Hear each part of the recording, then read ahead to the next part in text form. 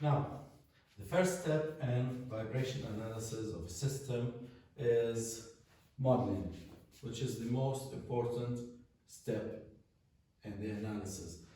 We know that we cannot deal with physical systems directly to analyze their performance, so what we will do is convert the physical system into math. This process of converting the physical system into math, we call it modeling.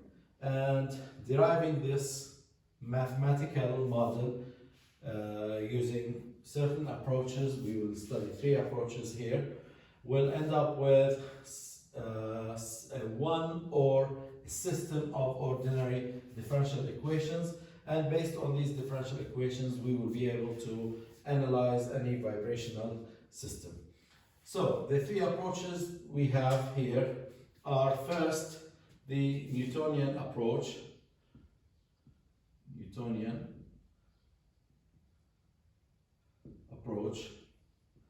And this is a straightforward approach based on Newton's second law, which says that the sum of forces on a particle is equal to the mass times its acceleration in vector format. Now, this applies for particles. When rigid bodies are involved, the equation becomes the sum of moments is equal to I, which is the mass moment of inertia, times alpha, which is the rotational acceleration.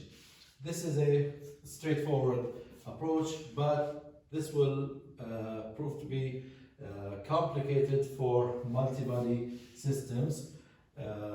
It's faster, but you have to be careful because we are dealing with vectors here, magnitudes and directions. So any mistake in a single direction or a sign will end up with the wrong set of differential equations. The other approach, which is much easier, is the energy approach. This is based on the fact that for conservative systems, and only conservative systems, the total energy is constant. So the total energy, which is the kinetic energy plus the potential energy, is constant. And the condition is that this system is a conservative system.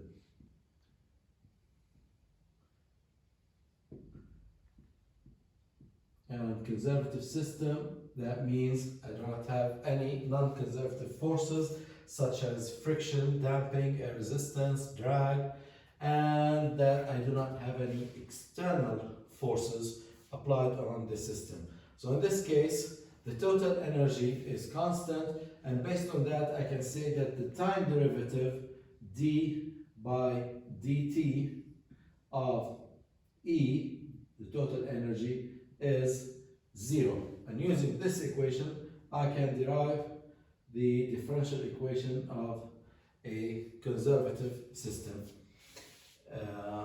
The third approach, which is also based on energy, it's called the Lagrangian approach. The Lagrangian approach is based again on energy, but it also applies to non-conservative systems. And this approach is based on Lagrange's equation. Lagrange equation, which is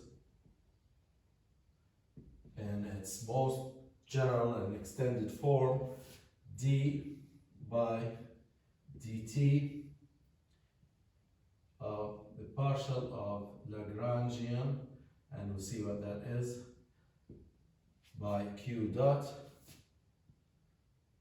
plus partial d partial q dot minus partial L partial Q equals partial W partial Q.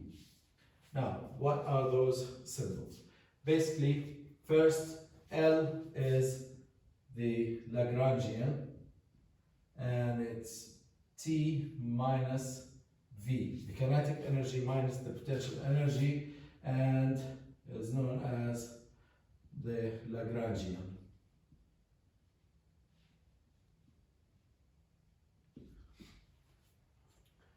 Q is the degree of freedom, the motion in a system is the degree of freedom, or more commonly known as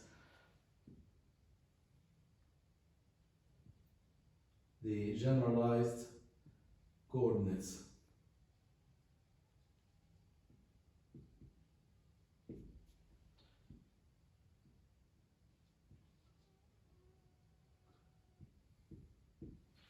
So it's either x, y, theta, or whatever motion a system can perform. D is Rayleigh's dissipation function, which is 1/2. It's a form of energy related to damping or friction. C Q dot squared. This is Rayleigh's dissipation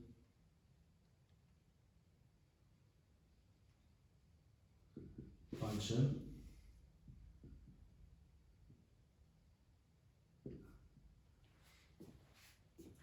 And finally, W is the work of non-conservative forces, or basically external forces.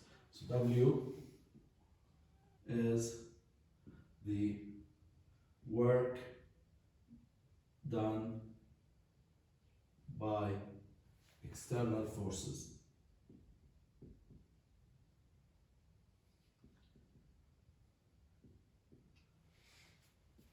So, using these three approaches, we will try to derive the equations of motion for single degree or multi-degree freedom systems in the following examples.